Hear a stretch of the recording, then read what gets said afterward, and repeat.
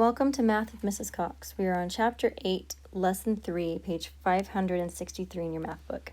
We're discussing simplest form. Let's begin.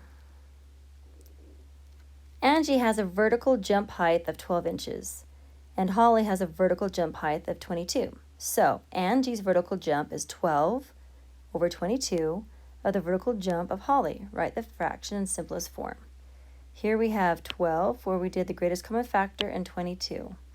We circle the greatest common factor, which is 2. So we know that both of these numbers can be divided by 2 to help break down the equation. Now they did this a little more complicated. Both you and I could have looked at these and decided they were even numbers, so we could have divided them by 2. But this is the way the book wants to teach it, and it's all good. So 12 divided by 2 is 6. 22 divided by 2 is 11. Now, they say that Angie's vertical jump is 6/11 of Holly's vertical jump. And over here, the greatest common factor of 6 and 11 is 1. You just need to understand that, not the greatest common factor, but the greatest common factor of 6 and 11 is 1. They're talking about this one over here and this one over here, but it doesn't have any relevance to your problem. Now they're going to have us do a model. So we are going to shade 12 out of 22.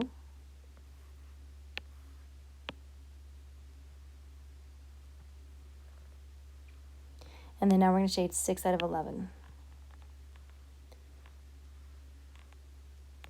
And there you can see that they are equivalent fractions because they both have the same amount of shading that has taken place.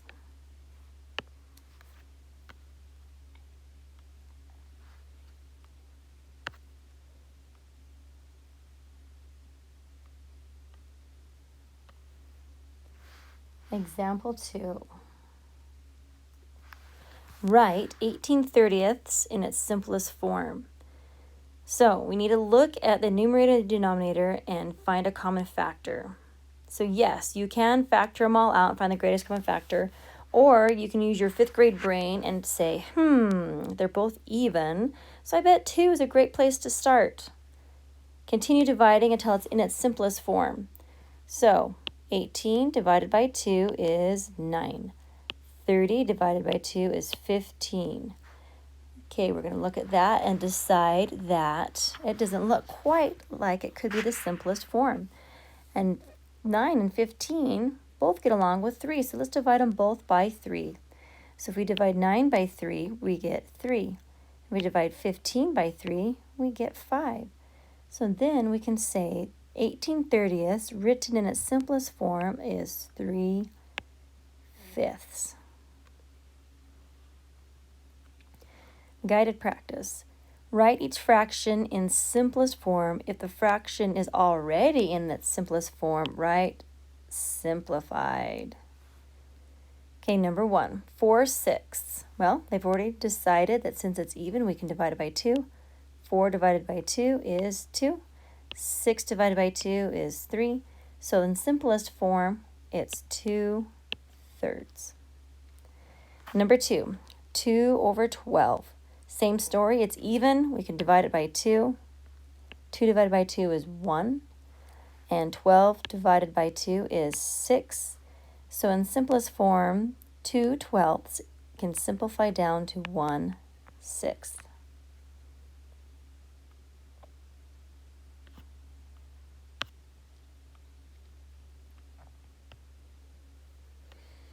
Okay, this is the part of the lesson where you can try and race me. I'm going to slowly work through this, but if you feel like you've got a handle on it, go ahead and try to race me, but check your answers when I catch up to you, okay? Number 3, I'm looking at this one, and they're both even, so I'm going to divide them both by 2. So 6 divided by 2 is 3. 8 divided by 2 is 4. So 3/4 is going to be my simplest form there. Number 4. They're both even, so I'm going to try my division of 2, and I'm just going to draw a great big 2 right here. So 6 divided by 2 is 3. 10 divided by 2 is 5. 3 over 5. Number 5, 3 18s. Well, I know that 3 can go into both of those numbers, so let's try it and see what happens. 3 divided by 3 is 1. 18 divided by 3 is 6. Okay, number 6, 2 fifths. I'm looking at that, and they're not both even. Let's see, 2, 3, 5, or 7 are usually the numbers you try, and neither of those will go into it. So I'm going to say this one is simplified.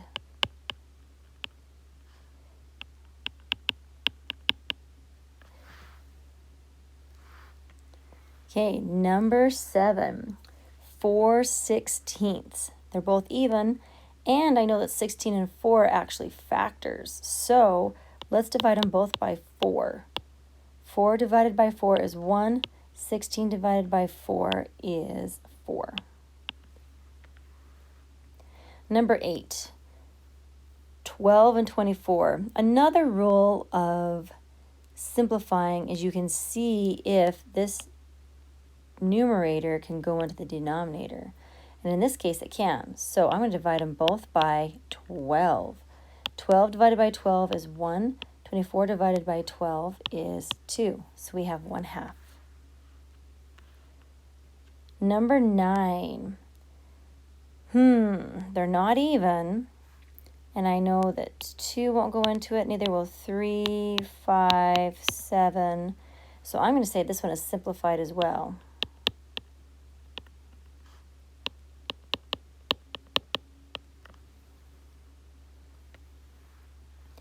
Number 10.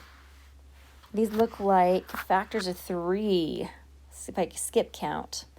So I'm going to divide them both by 3. 21 divided by 3 is 7. 30 divided by 3 is 10. And I'm pretty sure that's as low as it will go. Number 11, 4 11ths. 2 won't go into it. 3, nope.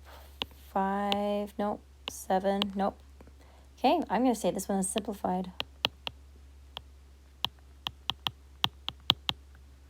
Number 12, find the unknown. What we're doing here is we're simplifying.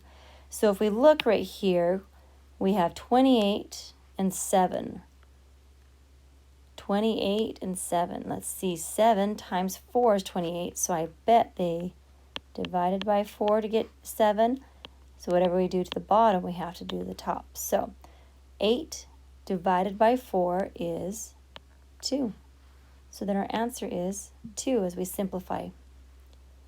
Okay, and this one right here looks like they took 40 and divided it by 4 to equal 10.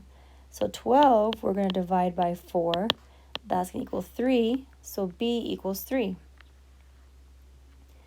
Number 14, we are simplifying again. 9 divided by something equals 3. So I bet 24 divided by 3 equals 8.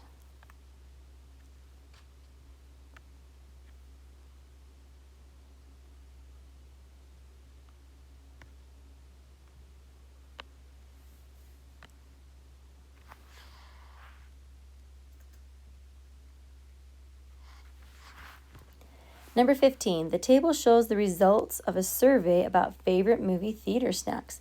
Write a fraction in the simplest form. Helps if I have markup on.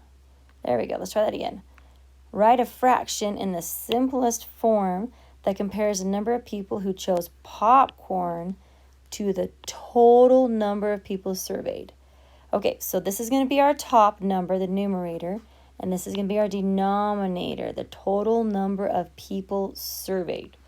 Okay, so popcorn is 24. We can see that right there. Now we need to add all these people that are surveyed. So they have it in a nice pretty line already. So let's just put a plus sign there and add it together. So 4, 5, 6, 7 plus 8 is 15 plus 5 is 20. Carry the 2, drop the 0. So then we have 1, 2, 3, 4, 5, 6, 60. So there are 60 things, 60 people surveyed. So then we have this fraction over here, 24/60 that we need to simplify. I'm looking at it right now, and the easiest thing I can think of is we can divide them both by 2. So 24 divided by 2 is 12. 60 divided by 2 is 30. Now I'm looking at 12/30ths, and I know that 3 will go into both of them. So 12 divided by 3 equals 4, and 30 divided by 3 is 10. Okay, looks like that can be reduced even further by dividing them both by 2. This is just how these problems work. You just simplify one little piece at a time, unless you can see a bigger number you can simplify it by. 4 divided by 2 is 2. 10 divided by 2 is 5. And I'm pretty sure that's the simplest as we can go. So I'm going to say 2/5. Okay, now Kara buys 24 bagels. 10, okay, there's 10, are whole wheat. What fraction of the bagels are whole wheat? Write it in the simplest form. Okay, so whole wheat goes on top as the numerator. And Kara bought 24 total, so that goes down at the bottom, 24. And with our fractions, we always simplify it into the smallest form. And I know that I can divide them both by 2, and that would be 5/12.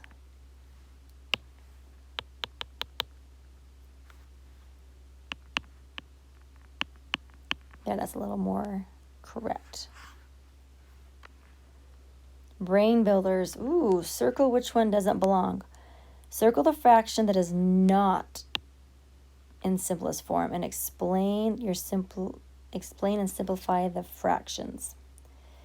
Okay, let's look at all of these together. 9/21. Well, I know both can be divided by 3, and that would equal 3/7.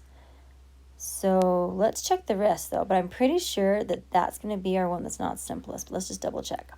7/18. Yep, there's nothing that can go into. 3/25. That's a 3 and a 5, but 3 and 5 won't go to either one of those. And 12/31. Yep, that's pretty simple. So yes, our one that is not simplified is 9. Okay, number 17. The numerator and the denominator share a GCF of 3. The fraction can be simplified to 3/7. Number 18. Does dividing the numerator and denominator by a common factor guarantee that the result will be the simplest form? No. Explain. The GCF must be used, or the greatest common factor, to guarantee that the fraction will be in its simplest form.